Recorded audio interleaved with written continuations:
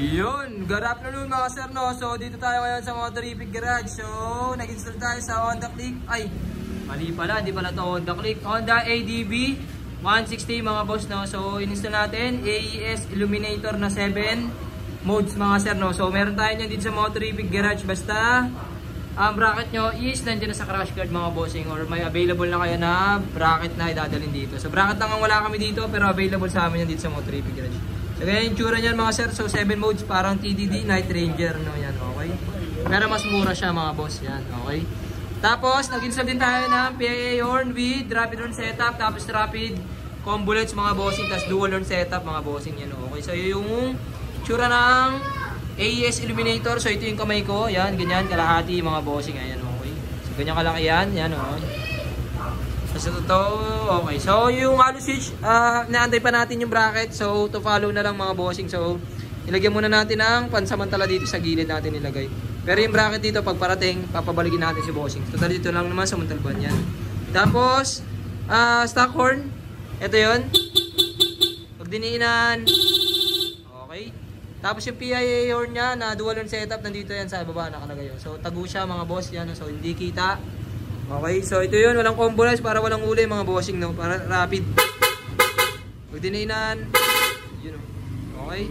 So ito yung first mode, demo ko sa inyo. Yan, white.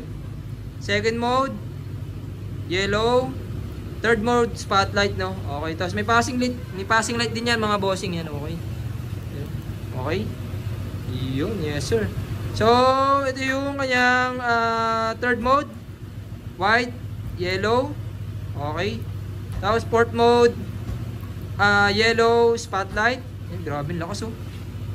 Okay, hanggang doon sa gilid. Yan, ganyan yung kalakas yung AES Illuminator. Tapos speed mode, yung white and spotlight mga bossing. Yan, okay. So grabe ang lakas niya, no? Okay. Ganyan kalakas yan. Tapos 7th mode natin is yung all-in na mga bossing. So lahat bukas na, yan. Okay. Yan, okay. So sa passing light, ito yan.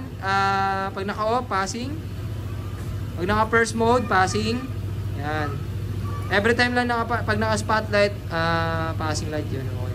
So pag naka-yellow, dun lang walang passing. Yan. Okay. Pero pag naka-on, yan. Pag naka-ganyan, may passing light pa rin mga boss. You know? Yes sir.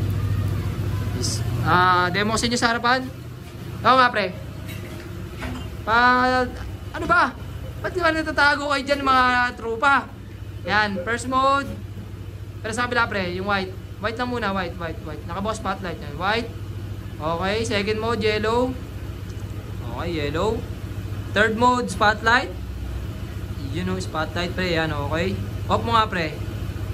Tapos, sunod naman yung fourth mode is yung white and yellow. White, yellow, yan, okay. Off mo nga pre. Okay. Tapos, fifth mode, yung white. Tapos, spotlight yan, okay. Yan, tama yan, pre. Okay, tama. Grabe, lakas.